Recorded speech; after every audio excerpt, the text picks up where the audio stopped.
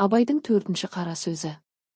Әрбір байқаған адам білсе керек, күлкі өзі бір мастық екенін, әрбір мас кісіден ғафил көп өтетұғынын да, әрбір мастың сөйлеген кезінде бас ауыртатұғынын.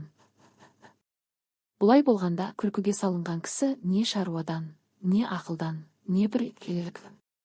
Осындай ғафилді көп өткізіп, өлмеген кісінің не дүниеде, не ахиретте басы бір ауырмай қалмаса керек. Әрбір уайым қайғы ойлағыш кісі не дүние шаруасына, не ахирет шаруасына өзгеден жинақырақ болса керек. Әрбір жинақылықтың түбі кәніш болса керек. Енді олай болғанда үнемі уайым қайғыменен жүре аламыз ба?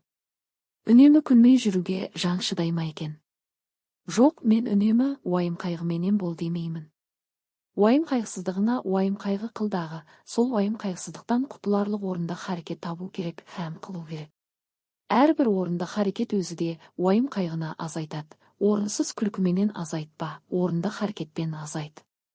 Шығар есігін таба алмай, уайым қайғының ішіне кіріп алып, қамалып қалмақ, ол өзі де бір антұрғандық. Және әрбір жаман кісінің қылығына күлсең, оған рахаттанып күлме, ыза болғаныңнан күл, ызалы күлкі өзі де қайғы. Ондай күлкіге үнемі өзіңде салынбассың.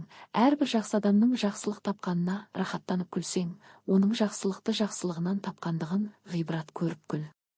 Әрбір ғибрат алмақтың өзі де мастыққа жібермей, уақытымен тоқтатады.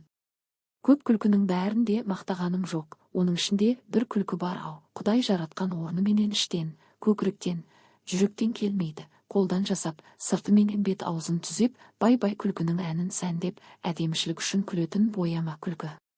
Адам баласы жылап туады, кейіп өледі. Екі ортада бұл дүниенің рахатының қайда екенін білмей, бірін-бірі аңдып, біріне-бірі мақтанып, есіл өмірді ескерусіз, босқа, жарамсыз қылықпен, қор етіп өткізетте, таусылған күнде бір күндік өмірді бар малына сатып алуға таба алмайды. Қулық саумақ, көз сүзіп тіленіп, адам саумақ, өнерсіз иттің ісі. Әуелі Құдайға сыйынып, екінші өз қайратыңа сүйеніп, еңбегіңді сау, еңбек қылсаң, қара жерде береді, құр тастамайды.